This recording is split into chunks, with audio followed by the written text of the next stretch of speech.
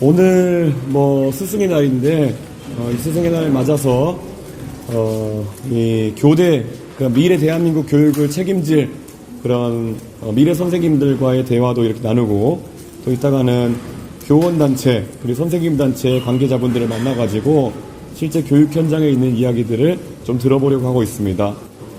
저는 대한민국 교육이 있어가지고 교육의 영역에 그치는 것이 아니라 자꾸 보육의 영역에 해당하는 것들이 넘어오는 것을 하나의 포퓰리즘 중에 하나로 규정하고 싶습니다. 물론 학부모나 아니면은 또 유권자 입장에서는 학교가 최대한 보육의 부담을 덜어주길 기대하겠지만은 이것이 현장에서는 감당하기 어려운 수준으로 넘어온다고 인식하는 것이 사실입니다. 그렇기 때문에 저는 이런 식의 교사에 대한 부담이 가중되는 것을 막기 위해서는 첫째, 교권을 다시 회복시키는 것이 무엇보다 중요하다고 생각합니다. 교권이라 함은 선생님이 학생들을 생활 지도할 수 있는 수단이 명백하게 마련되어야 되는 것이고, 그를 위해서 저희는 일찌감치 디텐션 제도 통해 가지고 학생들에게 다소간의 자유를 제한하는 방식으로 생활 지도를 할 수 있을 것을 제안한 바가 있습니다. 그리고 저는 또 학생들의 발달 상황에 대해 가지고 학부모가 과도한 민원을 넣는 것도 문제다 이렇게 판단하고 있습니다. 그렇기 때문에 학생들에 대해서 학부모들이 선생님들에 대해서 이의가 있을 때 선생님들에 대해서 아동학대 신고를 한다거나 이런 걸 하는 경우도 빈번하게 발생하고 있는데 이것은 굉장히 신중해야 된다 이렇게 생각하고, 저희는 그래서 교육청과 교육지원청 등의 이런 교육 전문성을 가진 변호사를 일정 수 임용해서 교육 공무원에 대한 소송이 이렇게 생겼을 때는 그것을 선생님 개인이 대응하게 하는 것보다는 교육청과 교육지원청 차원에서 그 속물을 대응할 수 있도록 하는 것을 제도화하겠다 말씀드렸고요. 원래 무고의 사전적 정의가 어떤 비위나 이런 것들을 허위 사실을 바탕으로 해가지고 공무소에 제보하는 것을 하고 있습니다. 이 공무소의 범위를 우리가 수사기관으로 좁혀서 생각하는 경우가 있는데요. 저는 공무소의 범위를 좀 넓혀서 생각해야 되지 않을까 그런 생각을 합니다. 그래서 여러 민원을 넣을 수 있는 곳에다가 악의를 가지고 허위의 신고를 한 경우에는 광범위하게 교사에 대한 무고로 판단할 수 있도록 저희가 법을 개정할 수 있도록 이렇게 하겠습니다. 예, 혹시 질문 있으신가요? 그렇습니다. 김문수 후보 캠프 측에서 윤석열 전 대통령 탈당 권고와 이준석 후보에게 사과해야 한다고 한 발언을 썼는데 그 의도는 어떻게 보시고 또 중도 확장에 실제로 도움이 될 거라고 보시는지, 그리고 하나 더 오늘 스승의 날 컨셉으로 이렇게 하시는데 특정점이 있는지 국민의힘에서 어떤 행동을 하는지에 별 관심이 제가 없습니다. 제 선거운동을 통해서 저희 공약과 그리고 저희 비전을 알리는데도 시간이 부족한데 거기서 도대체 어떤 물개가 어떤 공을 돌리고 있는지 제가 신경 쓸 여력이 없습니다.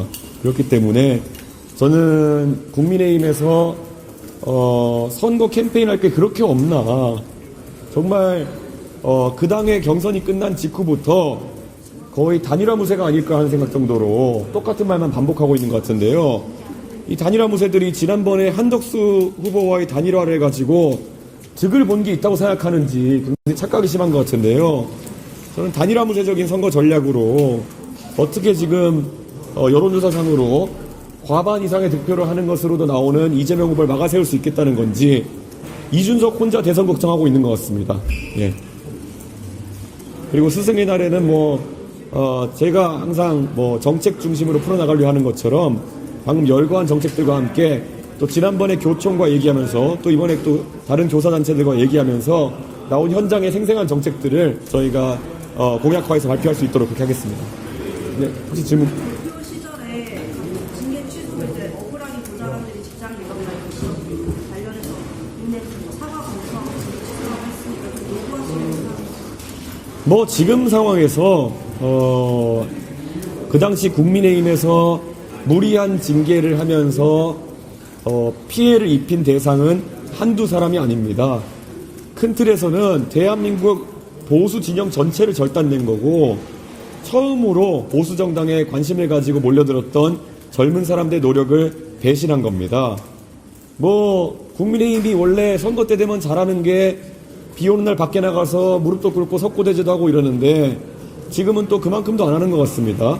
지금 만약에 국민의힘이 해야 된다면은 그분들 하나하나 상처받은 분들 찾아뵙고 뭐 물리적인 액션이라도 해야 될 것인데 또 제가 이렇게 얘기하면 옆구리 찔러서 하는 모양새가 될 테니까 그냥 앞으로 별다른 얘기 안 하겠습니다. 예. 오늘 발표된 여론조사 결과에서 대선 전망에 이준석 후보 1%로 나왔는데 이 결과에 대해서는 어떻게 평가하세요? 그거는 뭐 당선 전망에 대해서 나온 것인데 그것은 대선 지지율에 연동돼서 움직일 것이고요. 대선 지지율이 지금 뭐 조사에 따라서 7에서 9% 차이 이렇게 나오는 걸로 보이는데요. 뭐 제가 봤을 땐 확연히 현장에서의 저에 대한 관심도와 그리고 또 호응도는 높아지고 있기 때문에 원래 여론조사가 약간의 시차를 두고 움직이는 그런 경향성이 있습니다. 그렇기 때문에 언론인들께서 조금만 더 힘을 내셔가지고 저희 공약과 정책을 홍보해 주시면은 충분히 파죽지세로 올라갈 것이다 이런 생각하고 있습니다. 네. 이번 주 TV 토론 처음으로 예정되어 있는데 강조하고자 하는 입장이 어떤 것인가요? 사실 지금 이 탄핵 대선이기 때문에 어느 정도는 국민들이 범여권 세력에 대한 범보수 세력에 대한 그런 불만감을 가지고 치러지는 대선이기 때문에 그런 어떤 마음이 가시면은 정책 경쟁이 일어날 수 있는데 자나깨나 보수 진영 멸망을 위해 가지고 애쓰고 계신 윤석열 대통령께서 절대 조용히 하지 않고 그렇게 존재감을 드러내려고 하시는 와중에 시간이 이렇게 흐르고 말았습니다. 그런데 저는 이제는 대한민국 국민들께서 이런 토론을 통해 가지고 누가 사탕 발림을 하고 있는지 누가 미래지향적인 이야기를 하고 있는지를 가려내실 수 있을 그런 기회가 왔다 이런 생각을 합니다. 그래서 저는 이번 1차 TV 토론이 하나의 분수령이 되어 가지고 많은 변화가 있을 것이다 이렇게 생각하고요. 저에게 여러 방송국이나 학회에서 연락이 와가지고 대선 주자들이 동의만 한다면은 어느 특정 분야의 정책 토론회를 하겠다고 한 곳이 벌써 4-5곳이 넘습니다. 그런데 공교롭게도 단 하나도 성사가 되지 않은 것으로 봐서는 저를 제외한 다른 후보 중에서 특히 이재명 후보가 이런 토론 제안에 응하지 않고 있는 것이 아닌가라는 의심을 할 수밖에 없습니다.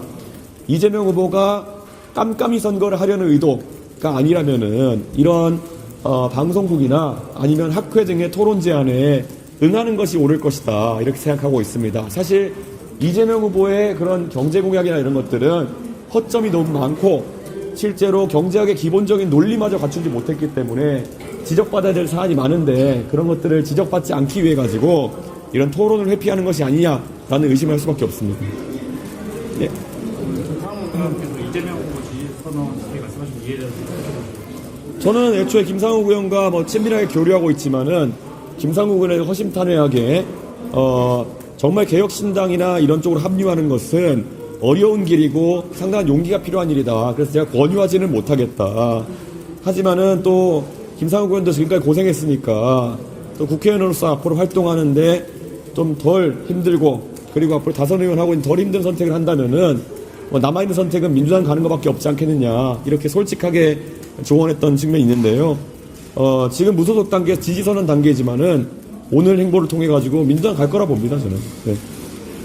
이재명 후보가 만약에 당선되면 초대 총리로 홍준표 전 시장님을 조명하고 있다는 보도가 나왔는데 아무래도 이제 후보님께서도 홍 시장님께 좀 많이 지원도 약속을 한 부분이 있는데 뭐 홍준표 시장의 역량을 그렇게 인정해가지고 사실상의 그런 총리직을 제안하고 있는 상황이 있는지는 모르겠지만 만약 맞다고 한다면은 뭐 홍 시장님 입장에서 검토해 보실만 하지 않을까라는 생각을 합니다. 그런데 뭐 전혀 홍 시장님의 직접적인 의중이 지금 드러나 있지 않기 때문에 너무 여기에 대해서 많은 말을 하는 것은 그분에 대한 예의가 아닐 것이다 이런 생각합니다. 장예찬 대통령 복당은 좀 어떻게 보시나요?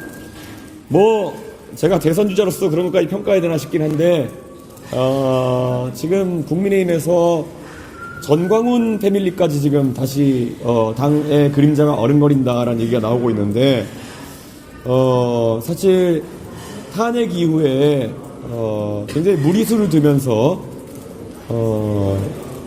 국민들에게 혼란을 가중시켰던 인사들이 들어오는 그런 마당 속에서 장해찬 전 최고위원도 지난번에 다소간의 국민의 우려를 사는 허물이 있었겠지만은 저는 제 눈에는 전광훈 목사 등 그리고 뭐 막말로 과거에 논란을 일으켰던 인사들 그런 사람들이 훨씬 더 문제가 아닐까. 그리고 김문수 후보의 과거 본인이 다시 정치를 할 줄 몰랐었게 했던 행동들이 다시 나오고 있는 것 같은데 저는 그런 부분을 보면서 다시 한번 묻고 싶습니다. 특히 대구에 가면은 2016년 총선에서 이미 그 당시에 낙향에서 선거를 치르기라고 하던 김문수 후보를 큰 표 차이로 떨어뜨렸던 것이 보수의 본산인 대구의 민심이었습니다. 수성구라는 보수 초강세 지역에서 김부겸 후보에게 20%가 넘는 격차로 졌던 그분이 과연 그러면 어떤 확장성을 가지고 이번 대통령 선거에 뛰어들었던 것이냐라는 것을 질문할 수밖에 없습니다. 그래서 저는 확장성도 없고 이미 10년 전에 9년 전에 보수의 심장인 대구에서도 심판받았던 김문수 후보는 빨리 본인의 한계성을 자각하고 본인이 최소한 해야 될 그런 중도화나 아니면은 윤석열 제명이라든지 이런 것들이라도 하는 것이 어떠냐 이런 생각을 합니다. 저 이게 뭐 아직 효과나 이런 거랑 관계없이 김문수 후보도 이제 이승민 대표한테 러브콜을 보내는 것도 있고 뭐 이재명 후보도 이제 좀 러브콜을 보내면서 외연 확장을 좀 하는 움직임이 보이는데 좀 이준석 후보의 어떤 그런 외연 확장이나 그런 거에 대한 보관 같은 게 있으실까요? 글쎄요, 저는 뭐 지지율표에 따라 가지고 항상 이런 것은 많이 움직이기 때문에 저희 지지율이 빨리 치고 올라가기를 기대하고 있고요. 두 번째로는 뭐 홍준표, 유승민 이런 분들을 이재명 후보가 언급하거나 아니면 그쪽 세력에서 접근한다고 해서 이재명 후보가 가진 어떤 정책에 대한 급진성이나 이런 것이 희석되거나 그러진 않을 것 같습니다. 제가 어제도 한번 지적했던 바가 있지만요. 이재명 후보가 급조한 HMM 뭐 이전 공약 이런 걸 내는 것만 봐도 이 사람은 하루만 사는 그런 공약을 가지고 다니는 그런 정치를 하고 있습니다. 우리가 지난 몇 달간의 논의를 통해서 잘 알고 있지만 상법 개정안이라는 것이 결국에는 주주의 이익에 반할 수 있는 행동을 대주주나 경영진이 마음대로 하는 것에 대해 가지고 제동을 거는 법안이고 민주당은 이걸 하고 이걸 통해 가지고 뭐 코스피 5천 시대를 만들겠다는 이런 얘기 했던 거거든요. 그런데 대한민국의 주요 대기업의 본사를 대통령이 되어가지고 정하겠다라고 하는 말이 상법 개정안의 취지에 정면으로 맞닥뜨린 행동이 아닐까 그런 생각을 하거든요. 그러면 혹자는 그 HMM이라는 회사의 70% 가까운 지분이 공적 자본이기 때문에 사실상 공기업이라서 그렇게 된다 이런 얘기를 하는데요. 그 말은 또 뒤집어 보면요. HMM 본사가 이동할 때까지 HMM의 정부 지분을 팔 생각이 없다는 것을 의미하는 겁니다.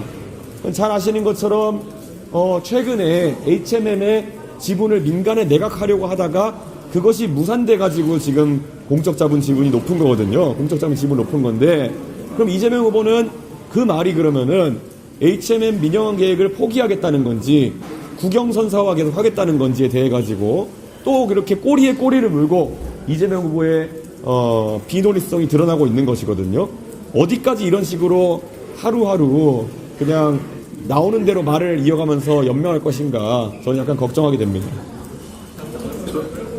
이번 대선이 이재명과 윤석열, 전광훈의 이제 대결이다라고 이렇게 이재명 캠프에서 말씀하셨는데 여기에 대해서 좀 어떻게 보세요?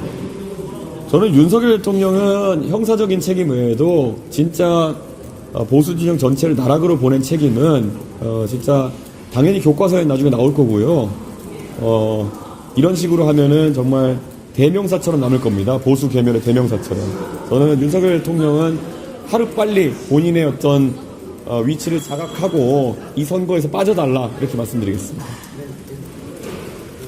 조건 관련해서 벗어나 가신 죽이는 방안으로 임용 늘리겠다 이런 말씀하셨는데요.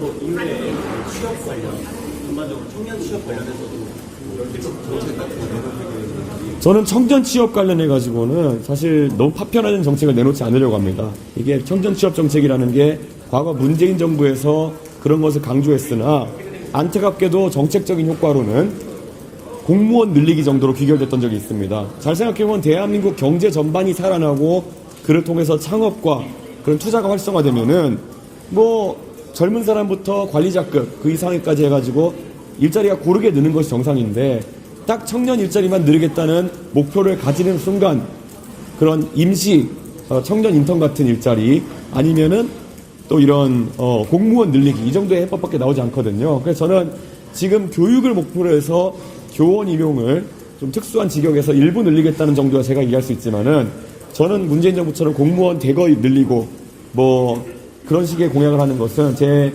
철학적 그런 관점 맞지 않습니다. 예. 예.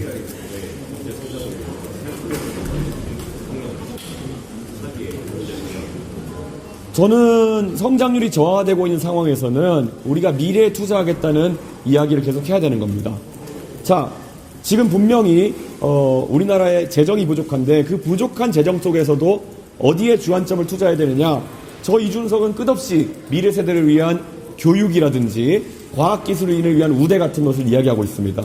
반면 최근에 이재명 후보가 이야기한 것을 보면은 농촌 사람들에게 사실상 연금에 해당하는 기본소득을 제공한다든지 그런 수당을 얘기하고 있거든요.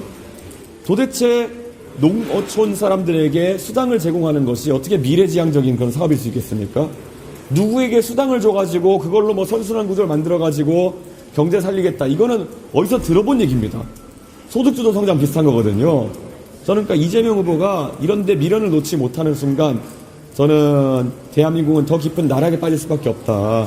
저는 그런 생각을 합니다. 이제는 미래에 대한 투자를 늘리는 방식으로 해야 당연히 GDP 상승 추세가 나타날 것인 게 해외에 투자자들이나 이런 사람들이 다 우리의 정책 결정을 보고 있습니다. 아, 이준석이라는 사람은 미래 세대에 투자해서 교육에 투자해가지고 과학기술 발전시켜가지고 중국이랑 패권 경쟁하겠다고 하는구나. 근데 여기 무슨 뚱딴지 같은 이재명 같은 사람은 농민들한테 조 단위의 뭐 이런 기본소득을 제공해가지고 그걸 바탕으로 뭐 소득주도 성장 비슷한 걸 하겠다고 하는구나.